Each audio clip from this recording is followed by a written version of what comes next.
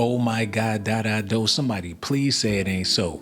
Cameron getting zestier than Armin Wiggins doing these interviews with these male strippers and escorts. He want to know every single detail, from the baby oil on the butt cheeks to the liquor they was drinking, how the girls was feeling, did Puffy touch their butts. He asking these boys the fruitiest questions I've ever heard in my life. Hey, entertainment is entertainment. And Cameron is definitely bringing home the bacon. Y'all got to check this out. So listen, a lot of people just get clips off Instagram or what's going on the trial or social media or the Shade Room or Baller Alert or Hollywood, or all the gossip pages. And they may not know initially what's going on. They're just taking bits and pieces. So let's kind of run this down. How did this initially happen? How did Puff and Jane Doe get in contact with you? I work with an agency and they got contact with me through the agency. Okay, what kind of agency is this? Like a companion escort agency that also book like entertainers to dance for like bachelorette and birthday parties as well. So the first time you met Puff and Jane Doe, where was this at exactly? It was at the Edition in Hollywood. Okay, and how did that go when you first arrived there? So they reached out through this company that you work for, just so I'm clear. You get booked. When you get there, are you thinking you going there to dance? Let's ask this question first. Is this what you do, or do you dance, or you also escort? I dance, but with this agency, it's a lot of the time when they book, it's like a lady that wants to go to an event, or a couple and the husband wants you to dance for his wife or go out to an event and be with her. Right. Kind of like a companion escort agency. Got you. A lot of times it's bachelorette and birthdays. So, because when I spoke to Sheree, he was saying that this isn't what he does. He just usually dances. This was kind of a first time thing. You usually be fucking niggas bitches? That's kind of what you do anytime besides this? No, it's mostly dancing. Okay, yeah, that's what I was wondering. It's just mainly dancing. So explain to me, you get to the Edition, you get to the room. What happens when you get to the room? You go up the elevator, get to the room. Who opens the door or who's there? How does this initial first introduction go? When I knock on the door, Puff opens the door at first. Fuck out of here. Then I walk in. Get the fuck. Yeah. So did you know this though, or you just think that you're going for what you usually do? I had to sign the NDA before I went there, so like they kind of told me it was a celebrity client. Got you, but you didn't know it was going to be them. No. All right, so let's lay this out. You get there, Puff opens the door. Clue. Pardon me? I had a clue. Oh, you had a clue. Like I had, yeah. Got you. So you get there, Puff opens the door. How does that introduction go when you open the door and you see it's Puff? I just dap him off and I walk in and he asked me if I knew who he was and I was like, no, and he tells me his name and I'm like, I knew who he was, but I was just like, and he was like, P. Diddy, Puff Daddy, Bad Boys, and I was like, and he played some music. I'm like, oh yeah, that's you. And he's like, well, look, let's go sit on the balcony. He played his own music to let you know he was, like he played Bad Boy music and shit? Yeah. He started dancing and shit, he just played the music when he just played the music. And I was like, oh yeah. All right. So, nigga play, yo, Puff a ill nigga. Nigga got theme music. Yo, it's a wild nigga. So, he opens the door, you walk in, and y'all go chill for a second, you said? Yeah, like I walk in the living room and there was like towels laying on the couch and the floor and shit. And I'm like, all right, this is interesting. You know what I'm saying? Like, what's going on? Right. He's like, yeah, come let's sit in the back so I can tell you what's up. Right. And then we go to the little balcony or whatever. And he's just like asking me about my career and how long I've been with the agency or what I do. Right. And like we ran there for like 20 minutes. And he was like talking about he likes porn and he's at a point in his career where he likes to curate and make his own porn. And then he started bragging. He was like, I got a girl in there, sexy, you gonna love her. And then he tells her to come out. And she comes out in like lingerie. And we just like chill and smoke for about 30 minutes. And he was like, this is what I want to do. I want you to stand talking to her, I want her to stand at the end of the balcony. And like, it was like, all right, she's in the bar. You walk in and y'all just meet. And he tells her action and she just goes to like playing it, like hey, how you doing? What's your name? So I'm like, all right, I'll just play the role, you know, and So, we do that for like 15 minutes. Yeah. So get to the audition. Puff opens the door. He says, you don't know who I am. You tell him no. He start playing bad boy music.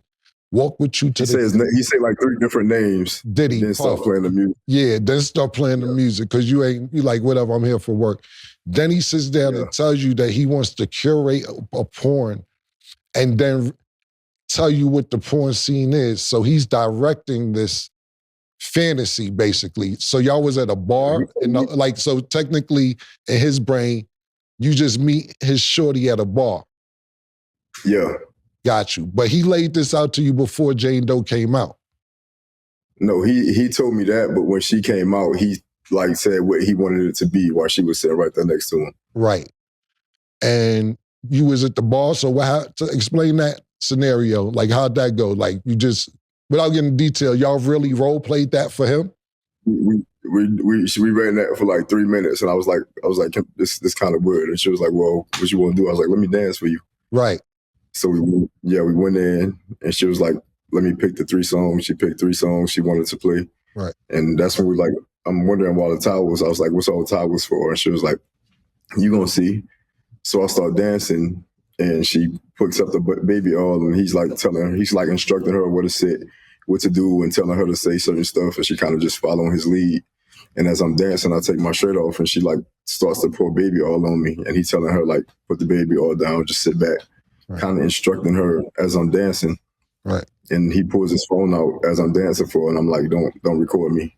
He really trying to make a movie for real. So when you told him, so let me ask you this, when you told him, I want to get back to a couple things you said, but I want to stay here. When you told him don't record me, what's his reaction to that? He was like, all right, cool. He just like put the phone down. Right. But I see it somewhere where you said it was still a laptop up, possibly. Yeah, there was a laptop on the table next to him. Do you think he was recording on that secretly, or you told him to shut that down as well?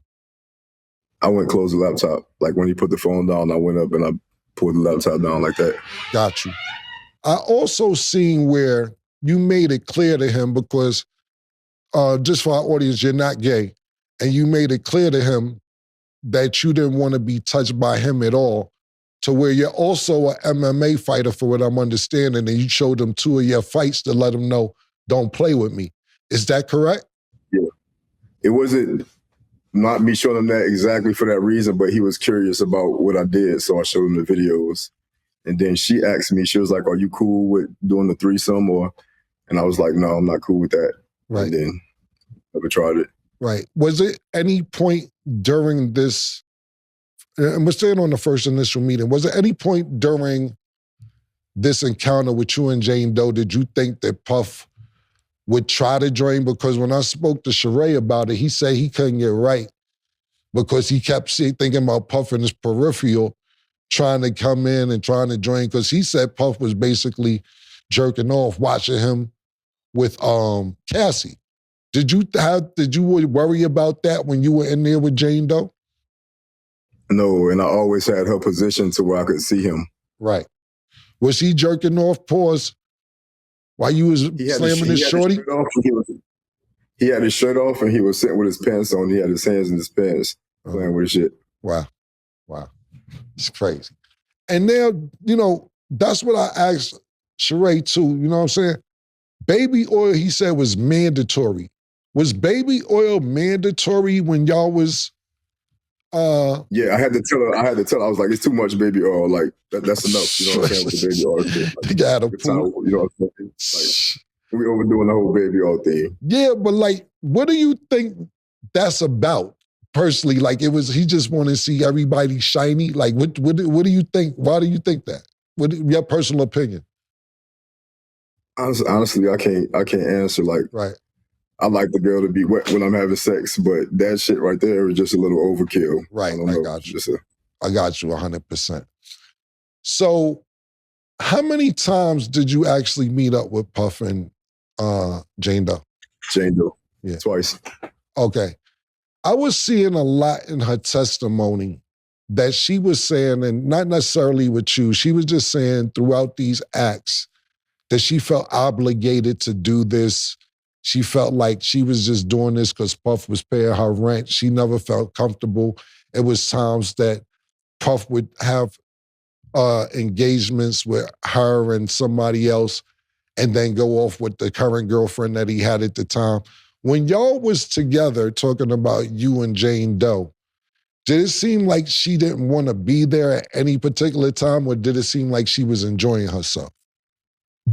It seemed like she was enjoying herself to me. Like, we was joked out, laughing, chilling at the same time, and it didn't seem like she was uncomfortable or felt forced at all to me.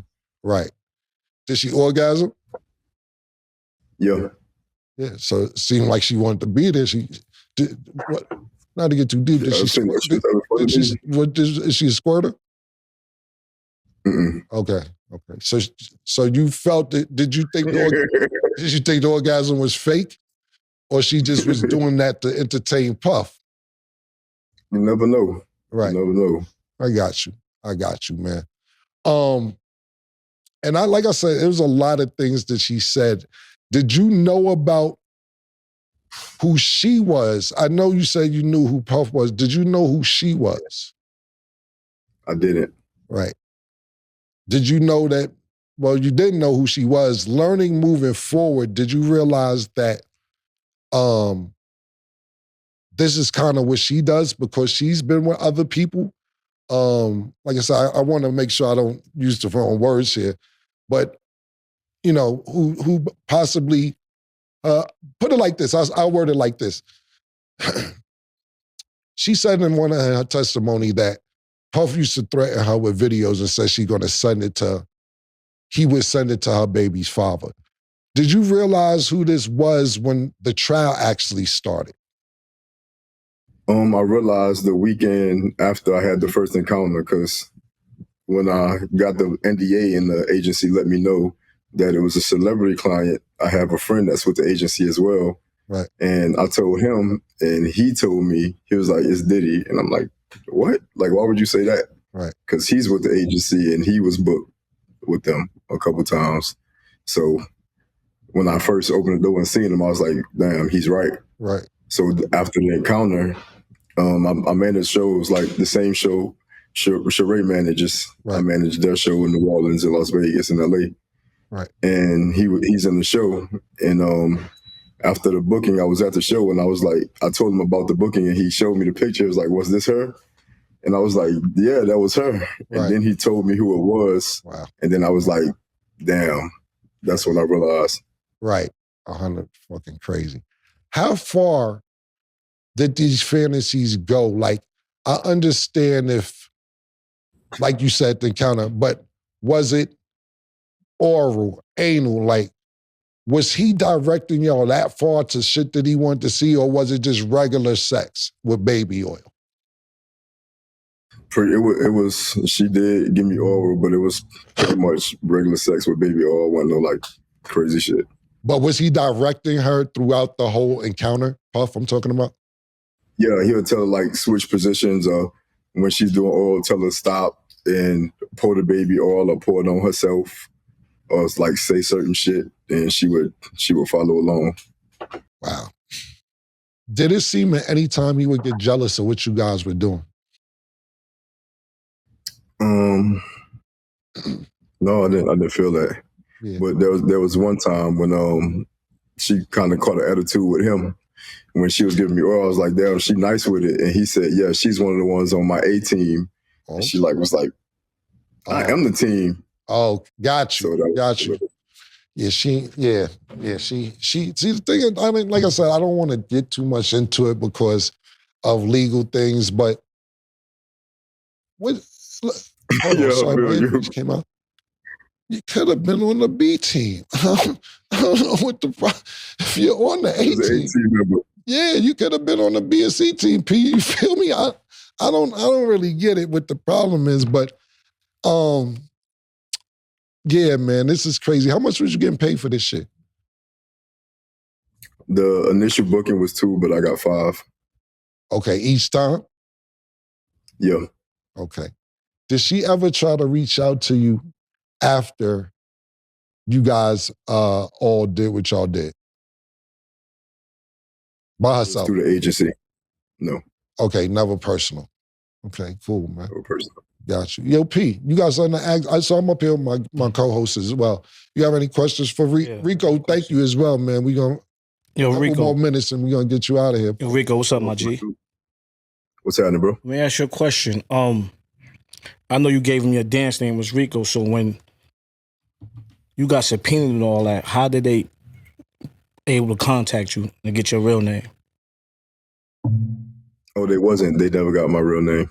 No, I know them, but for you to get subpoenaed. But basically, we talked about it earlier just so he understood, even in the transcripts, it's not his name. All right, copy. All right. Second question. You said you was just there to dance, so when you was approached to have and reenact this, was that your first time? Or you've done it before already? Or you just danced all the time? I danced all the time. All right. That's it. Larry? So how you doing, brother? So my thing is, I noticed the other guy, Sheree, I think that's his name. He was booked like Friday, Saturday, and Sunday. Why do you think that you were only booked for the 2 days, right? The 2 times. And why do you, Sheree, all he talked about, his fee was only $2,000. Do you have different fees that you guys set or?